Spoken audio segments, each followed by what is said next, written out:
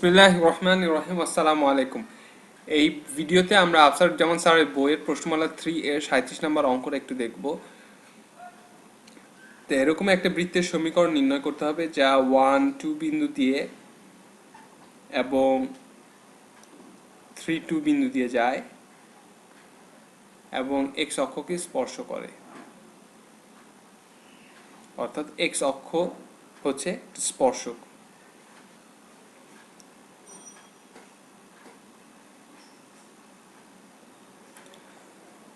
তা অঙ্কটাকে অ্যাপ্রোচ করতে হলে আমরা প্রথমে যে কাজটা করব তা হচ্ছে দেওয়া ইনফরমেশন থেকে বৃত্তটাকে আঁকার চেষ্টা করব, সো দ্যাট আমরা যাতে একটা আইডিয়া পাই, মোটামুটি একটা আইডিয়া পাই এবং আমরা ফিল করি যে আমরা কি অ্যাকচুয়ালি কি করছি।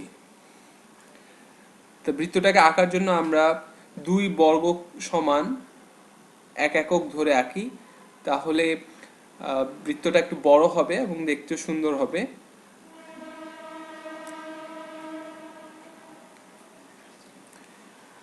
তো প্রথম পয়েন্টটা হচ্ছে 1 2, তো 1 1 2। দ্বিতীয় পয়েন্টটা হচ্ছে 3 2, তো 1 2 3 1 2। এখন আমরা বৃত্তটাকে এঁকে ফেলি।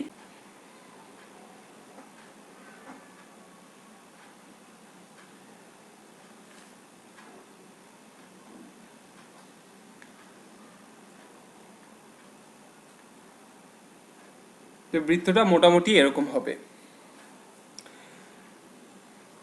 তো আমরা ছবি থেকে যে জিনিসগুলো আন্দাজ করতে পারি, যে এখানে দেখা যাচ্ছে যে আমি যদি দেওয়া পয়েন্টগুলো অর্থাৎ 1 2 এবং 3 2 কে যোগ করি, তা যে জ্যাটা পাওয়া যাবে সেই জ্যাটা অ্যাকচুয়ালি এক্স অক্ষের সমান্তরাল, যেহেতু তাদের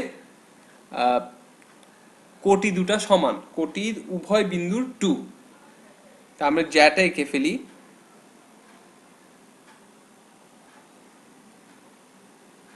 এটা হবে জ্যা,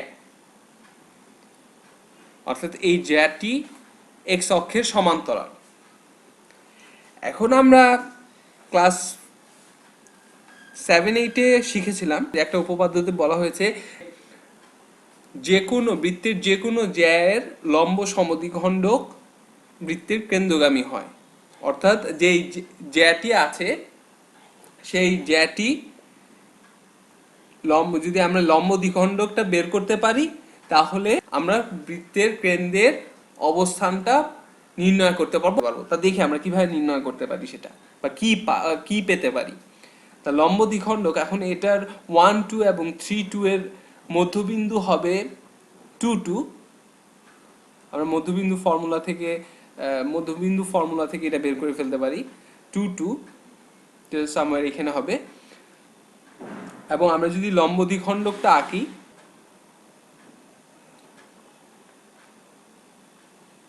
তো লম্ব দ্বিখণ্ডকটা মোটামুটি এরকম হবে। যেহেতু জ্যাটি এক্স অক্ষের সমান্তরাল, তা এর লম্ব দ্বিখণ্ডক ওয়াই অক্ষের সমান্তরাল হতে হবে। এখন যেহেতু লম্ব দ্বিখণ্ডকটি ওয়াই অক্ষের সমান্তরাল এবং তা 2 2 বিন্দু দিয়ে যায়, সেহেতু লম্ব দ্বিখণ্ডকের সমীকরণ হবে x = 2। তো আমরা যেহেতু বলেছি যে এই লম্ব দ্বিখণ্ডক হচ্ছে বৃত্তের কেন্দ্রগামী, কেন্দ্রটা যদি এখানে কোথাও হয়, এখানে কোথাও হবে, সুন্দর করে আঁকি, এখানে কোথাও হবে, তা আমরা ইজিলি বলে দিতে পারি যে বৃত্তের কেন্দ্রের যে ভুজ নেগেটিভ g = 2। একদম ছবি থেকে এটা বলে দিতে পারি। তো আমরা এখন g এর মান পেয়ে গেলাম, g = তাহলে g = হবে -2। আমাদের উদ্দেশ্য হচ্ছে GFC, G F এবং C এর মান বের করা। যদি GFC এর মান বের করতে পারি তাহলে আমরা সাধারণ ইকুয়েশনটাও পেয়ে যাব। আচ্ছা, এখন আমাদের যে আরেকটা ইনফরমেশন দেওয়া আছে, যদি x অক্ষকে বৃত্তটা স্পর্শ করে, তো আমরা থিওরি ভিডিওতে দেখেছিলাম যে যদি একটা বৃত্ত এক্স অক্ষকে স্পর্শ করে তবে ডেল এক্স এর মান হচ্ছে 0। ডেল এক্স হচ্ছে বৃত্ত দ্বারা এক্স অক্ষ থেকে কর্তিত অংশ। ডেল এক্স এর যে ফর্মুলাটা দেখেছিলাম তা ছিল del x is equal to 2 times square root g square minus c, এবং এটা ইকুয়াল টু হবে 0, যেহেতু বৃত্তটি এক্স অক্ষকে একটা মাত্র বিন্দুতে স্পর্শ করে, সুতরাং কর্তিত অংশের মান হবে 0। তো এখন আমরা এখান থেকে যেহেতু জি এর মান জানি সেহেতু জি এর মানটা বসাই দিই এবং সি এর মানটা বের করার চেষ্টা করি।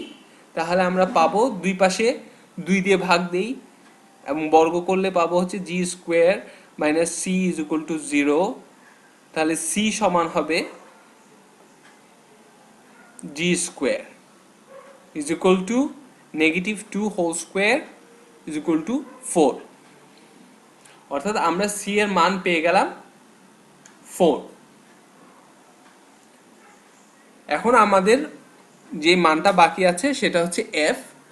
তো এখন আমরা সেটা দেখে আমরা কিভাবে বের করতে পারি, আমরা ছবির সাহায্য নেই। আমরা পেয়েছি কেন্দ্রের ভুজ হচ্ছে 2, আমাদের কেন্দ্রের কোটি হবে -f। তা আমরা সেটা লিখে ফেললাম। যদি খেয়াল করি তাহলে দেখব যে কেন্দ্রের দূরত্ব এক্স অক্ষ থেকে কেন্দ্রের দূরত্ব এক্স অক্ষ থেকে কেন্দ্রের যে দূরত্ব, যে হলুদ রেখা অংশটুকু, কেন্দ্রের যে দূরত্ব এটা অ্যাকচুয়ালি হবে -f। এই পরিমাণ হবে -f, কারণ বৃত্তটা এক্স অক্ষকে স্পর্শ করে। সেই কারণে কেন্দ্রের কোটি বৃত্তের ব্যাসার্ধের সমান হবে, অর্থাৎ পরিধি থেকে কেন্দ্রের দূরত্বই হচ্ছে ব্যাসার্ধ, সেহেতু এই হলুদ রেখা অংশটুকু হবে -f। তো অন্য কালার দিয়ে লিখে, এখানে বোঝা যাচ্ছে না। এক্স এটুকু অংশ হবে, এই হলুদ রেখাংশটুকু হবে -f।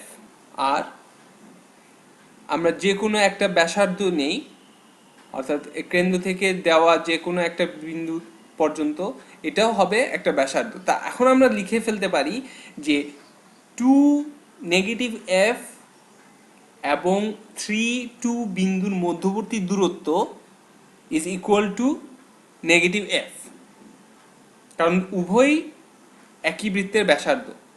তাহলে 2-f থেকে, অন্য কালার ইউজ করি, 2-f থেকে 3-2 বিন্দুর যে দূরত্ব সেটা হবে, মনে করি d is equal to 2 - 3 whole square plus -f - 2 whole square.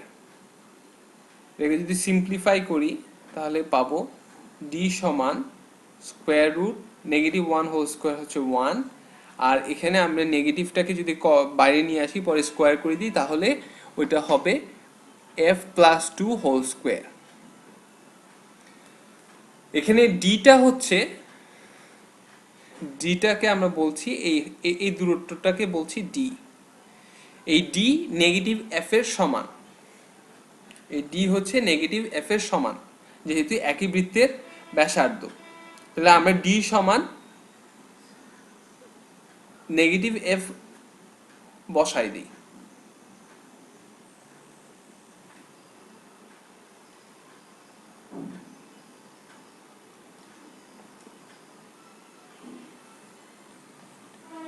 এখন আমরা